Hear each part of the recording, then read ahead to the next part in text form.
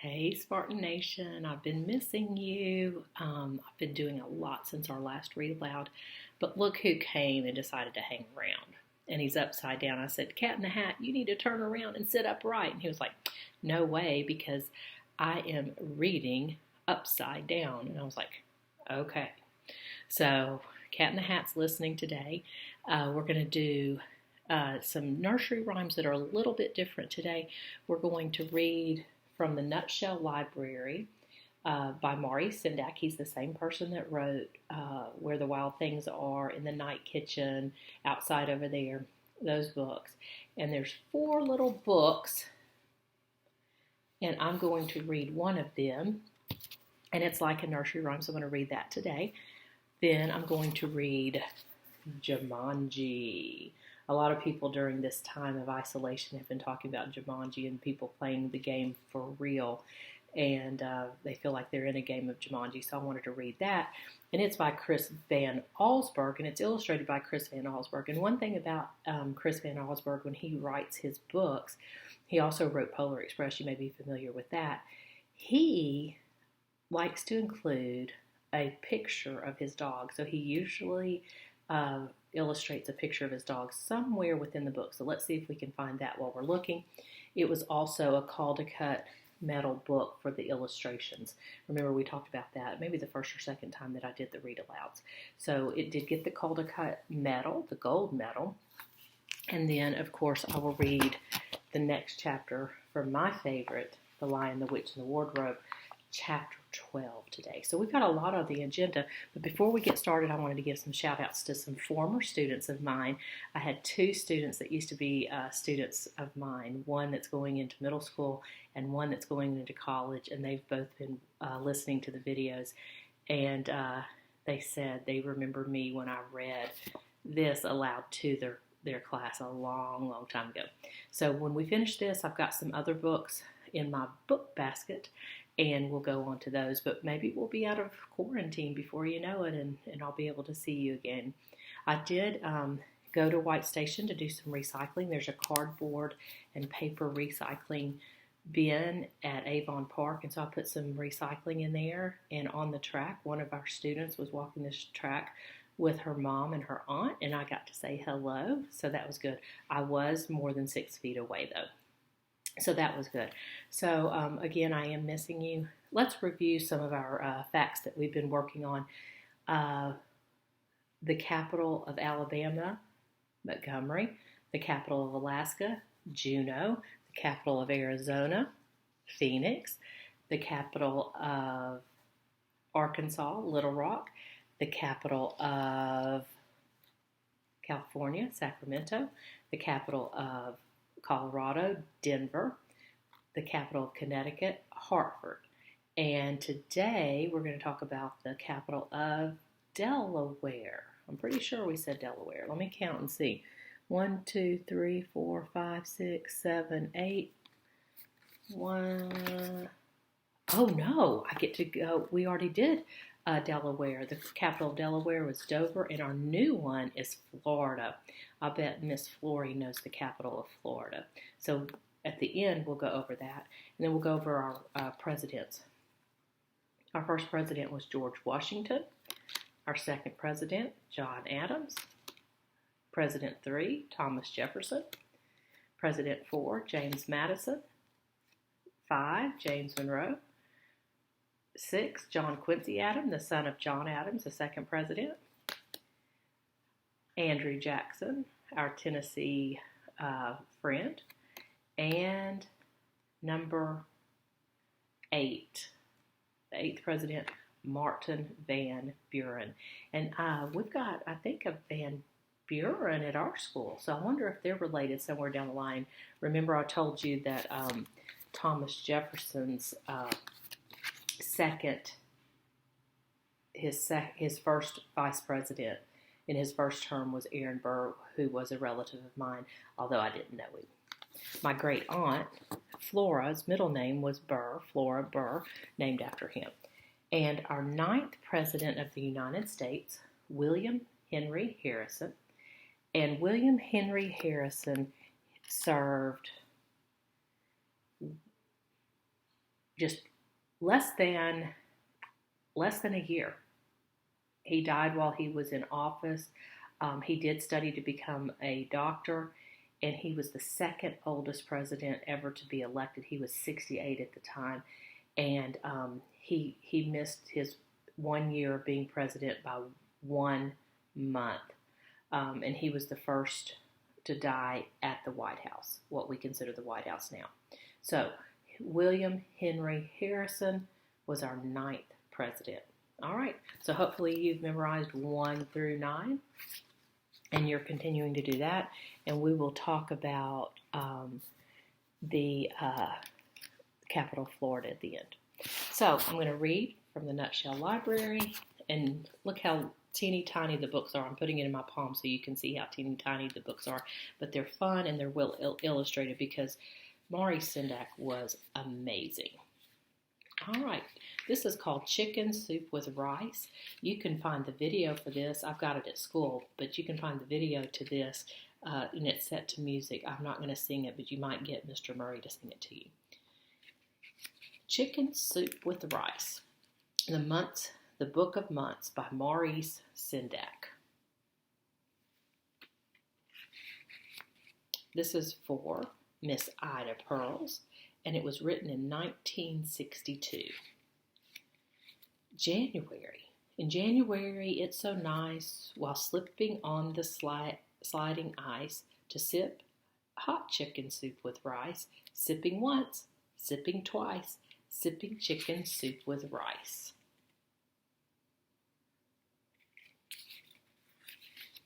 February. In February, it will be my snowman's anniversary, with cake for him and soup for me. Happy once, happy twice, happy chicken soup with rice.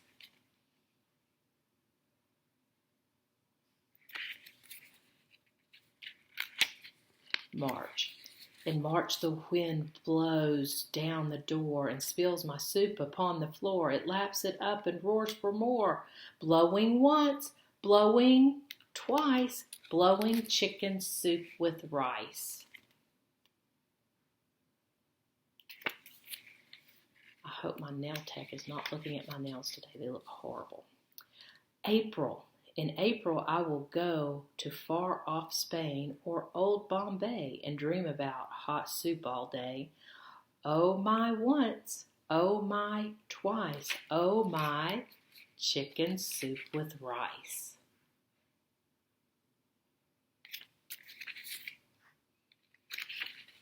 May. In May, I truly think it best to be a robin lightly dressed, concocting soup inside my nest.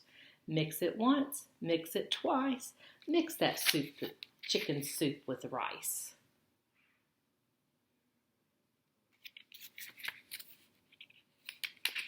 Such a fun book. June. In June, I saw a charming group of roses all begin to droop. I pepped them up with chicken soup. Sprinkle once, sprinkle twice, sprinkle chicken soup with rice.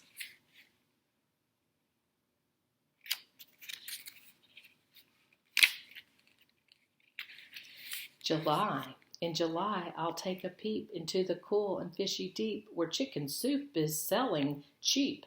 Selling once, selling twice, selling chicken soup with rice.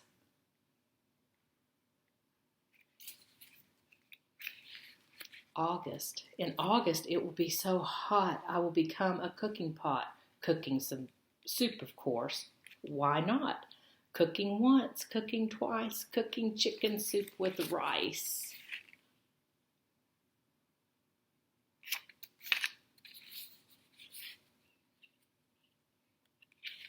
September. In September, for a while, I will ride a crocodile down the chicken soupy Nile. Paddle once, paddle twice, paddle chicken soup with rice.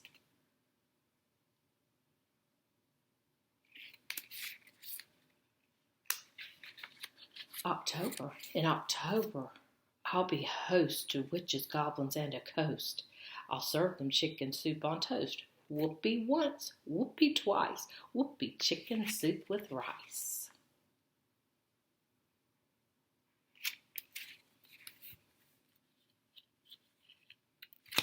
November. In November, gusty gale, I will flop my flippy tail and spout hot soup. I'll be a whale, spouting once, spouting twice, spouting chicken soup with rice.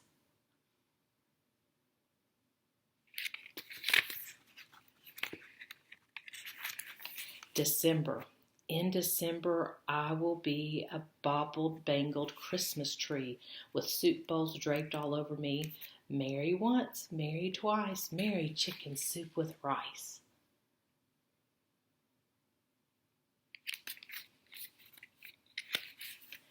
I told you once, I told you twice, all seasons of the year are nice for eating chicken soup with rice.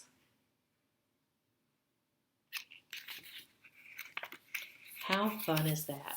So that is from the Nutshell Library, Chicken Soup with Rice by Maurice Sendak. I hope you enjoyed that. Okay, and I told you our picture book of the day is going to be Jumanji by Chris Van Allsburg. He's one of my favorite authors. He also wrote and illustrated the Polar Express. Jumanji.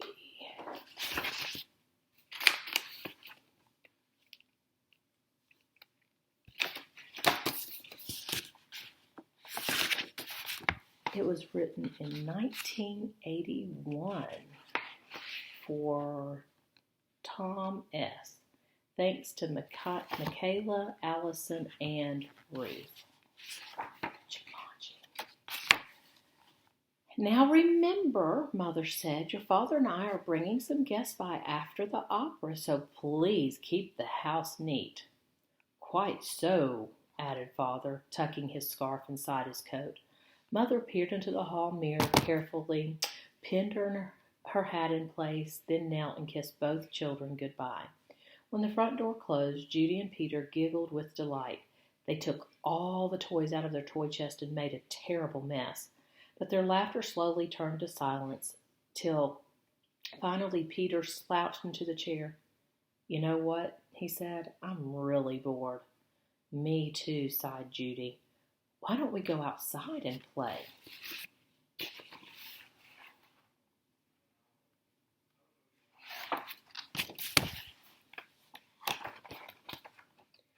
Peter agreed, so they set off across the street to the park. It was cold for November. The children could see their breath like steam. They rolled in the leaves, and when Judy tried to stuff some leaves down Peter's sweater, he jumped up and ran behind a tree. When his sister caught up with him, he was kneeling at the foot of the tree, looking at a long, thin box. What's that? Judy asked. It's a game, said Peter, handing her the box. Jumanji, Judy read from the box. A jungle adventure game. Look, said Peter, pointing to a note taped to the bottom of the box. In a childlike handwriting were the words, free game, fun for some, but not for all. P.S. Read instructions carefully. Want to take it home? Judy asked. Not really, said Peter. I'm sure somebody left it here because it's so boring. Oh, come on, protested Judy. Let's give it a try. Race you home. And off she ran with Peter at her heels. So, have you ever been home and gotten bored? Have you ever gone outside and your breath looked like steam coming out of your mouth? I have. Usually when that happens, my eyes water a little bit.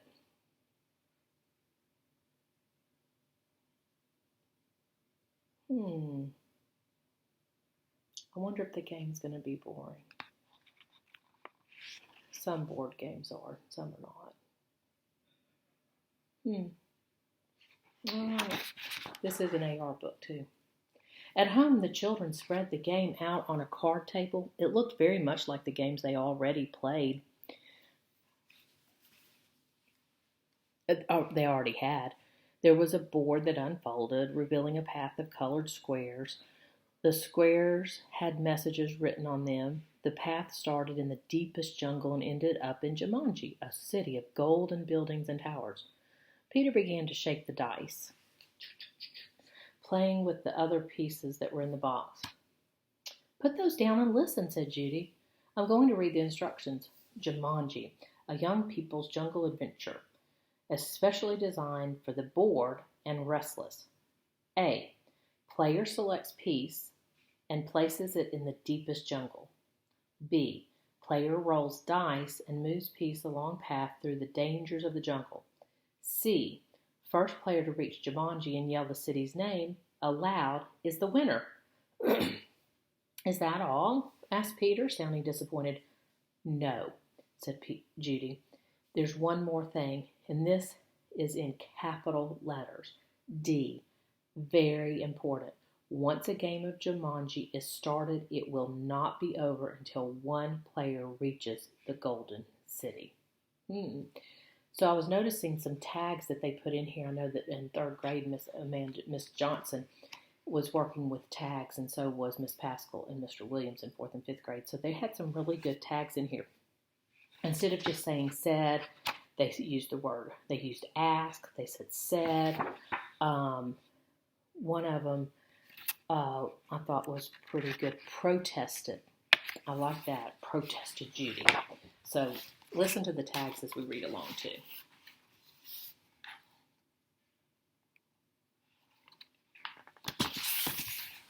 Oh, all right. Remember I told you the picture of his dog would appear? That is a picture of Chris Van Allsburg's dog at the time. So in most of his books, you're going to see a picture of his dog. I think you Kloosters might have done a Chris Van Allsburg study. Big deal, said Peter, who gave a bored yawn. Here, said Judy, handing her brother the dice. You go first.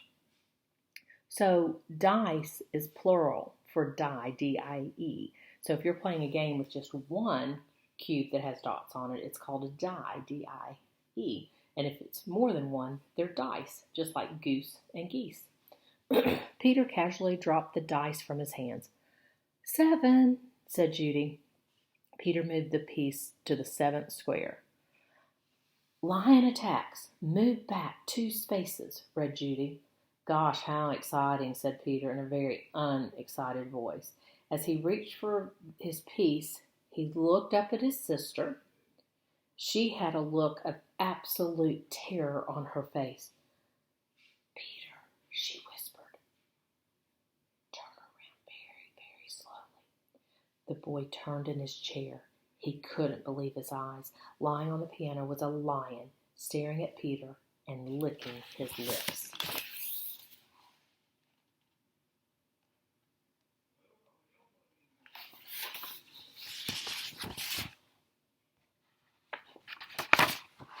The lion roared so loud it knocked Peter right off his chair. The big cat jumped to the floor. Peter was up on his feet, running through the house with the lion a whisker's length behind. He ran upstairs and dove under a bed. The lion tried to squeeze under, but got his head stuck. Peter scrambled out, ran from the bedroom, and slammed the door behind. He stood in the hall with Judy, gasping for breath. I don't think that I want to play this game anymore, Peter said in between gaps of air. As he helped Peter, as she said Judy, as she helped Peter back downstairs. I'm sure that's what the instructions meant, that lions won't go away until one of us reaches the end of the game.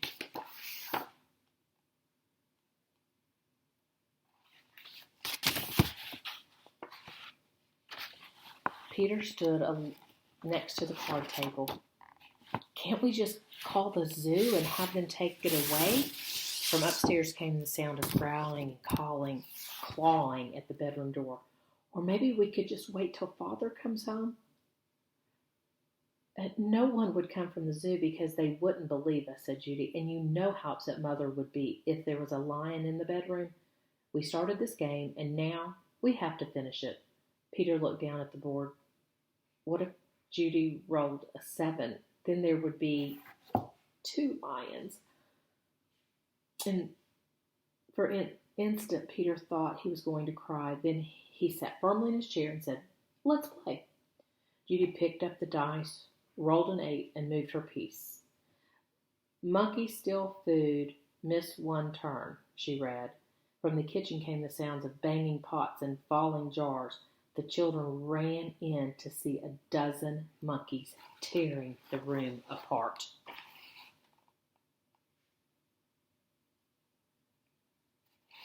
And here's the cover of the book jacket.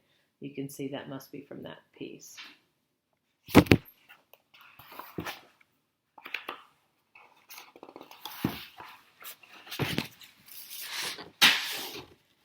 Oh boy, said Peter. This would upset Mother even more than the lion. Quick, said Judy, back to the game. Peter took his turn. Thank heaven he landed on a blank space. He rolled again. Monsoon season begins. Lose one turn. Little raindrops began to fall in the living room. Then a roll of thunder shook the walls and scared the monkeys out of the kitchen. The rain began to fall in buckets as Judy took the dice. Oh no. I wonder what another name for monsoon is. If you know, email me or give me a shout out on Facebook. What's another name for monsoon? And have you noticed any other taglines that were a little bit different?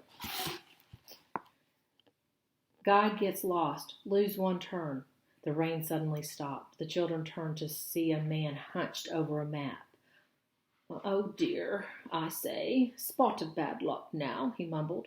Perhaps a left turn here. No, a right turn here. Yes, absolutely. I think a right turn or maybe... excuse me, said Judy, but the guide just ignored her. Around here, then over. No, over here and around this. Yes, good, but then, Judy shrugged her shoulders and handed the dice to Peter.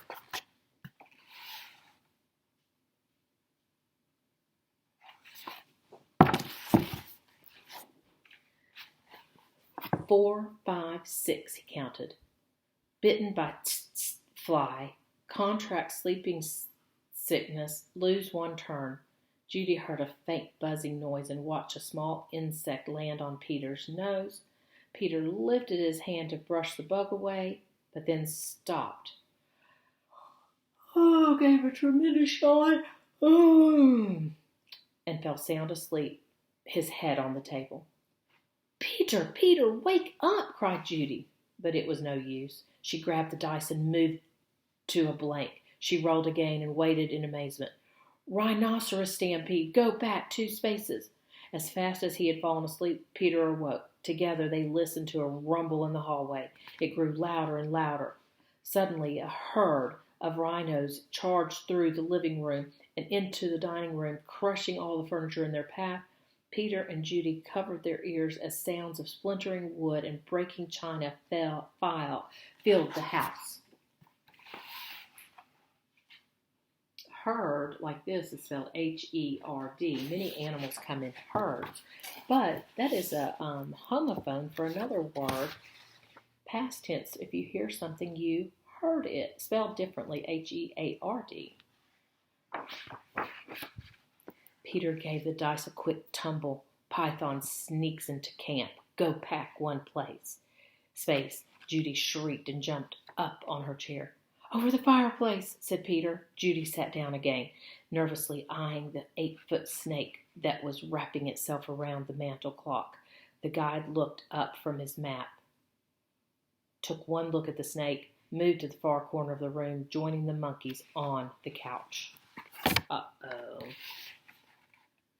Do you know what a couple of other names for couch is? Think about that and let me know. They use the word couch. I use a different word most of the time. It starts with an S. But my grandmother used one that started with a D. So see if you can figure out what those words are. Mean the same thing. Judy took her turn, landed on a blank space. Her brother took the dice and rolled 3. Oh no, he moaned. Volcano erupts. Go back 3 spaces. The room became warm and started to shake a little. Molten lava poured from the fireplace opening. It hit the water on the floor and the room filled with steam. Judy rolled the dice and moved ahead. Discover shortcut. Roll again. Oh, dear, she cried. Judy saw the snake unwrapping itself from the clock. If you roll a 12, you can get out of the jungle, said Peter. Please, please, Judy begged as she shook the dice. The snake was wriggling in his way to the floor. She dropped the dice from her hand. 1 6, then another. Judy grabbed her piece and slammed it on the board. Jumanji, she yelled as loud as she could.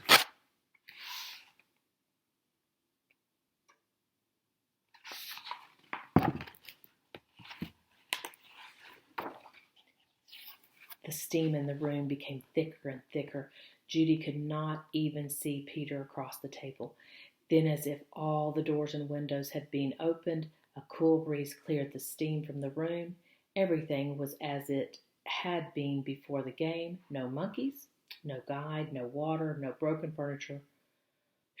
No snake, no lion roaring upstairs, no rhinos. Without saying a word to each other, Peter and Judy threw the game into its box. They bolted out the door, ran across the street to the park, and dropped the game under the tree. Back home, they quickly put all their toys away, but both children were too excited to sit quietly, so Peter took out a picture puzzle. As they fit the pieces together, their excitement slowed into relief and then exhaustion. With the puzzle half done, Peter and Judy fell asleep, sound asleep, on the sofa. That's the word I was using. It's a synonym for couch. And there's another word that's a synonym for that. So they've used couch and sofa in the book, and there's another one too. Actually, there's a couple more, but there's another one that's more common. Wake up, dears, Mother's voice called. Judy opened her eyes. Mother and Father had returned, and their guests were arriving. Judy gave Peter a nudge to wake him. Yawning and stretching, they got to their feet. Mother introduced them to some of their guests, then asked, "Did you have an exciting afternoon?" "Oh, yes," said Peter. "We had a flood, a stampede, a volcano. I got sleeping sickness." And Peter was interrupted by adult laughter. "Well," said Mother, "I think you both got sleeping sickness. Why don't you go upstairs and put on your pajamas, then you can finish your puzzle and have some dinner."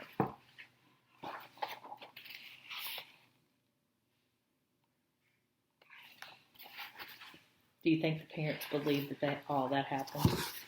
I wonder. When Peter and Judy came back downstairs, they found that Father had moved the puzzle into the den. While the children were working on it, one of the guests, Mrs.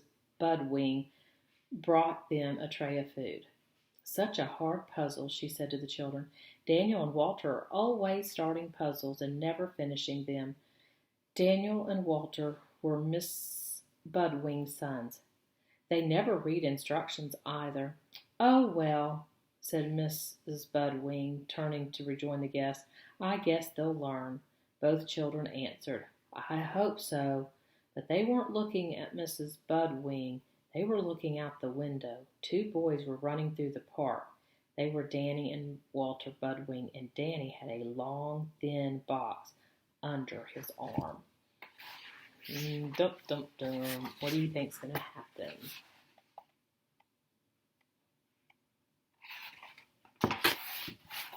All right, that is a great book by Chris Van Allsburg. I love that book, and it's also an AR book. So if you want to take an AR test, maybe you could be one of the AR winners for Friday.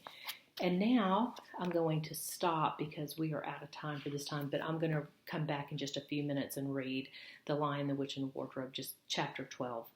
And talking about the capital of Florida is Tallahassee. That's right. Until next time, bye guys.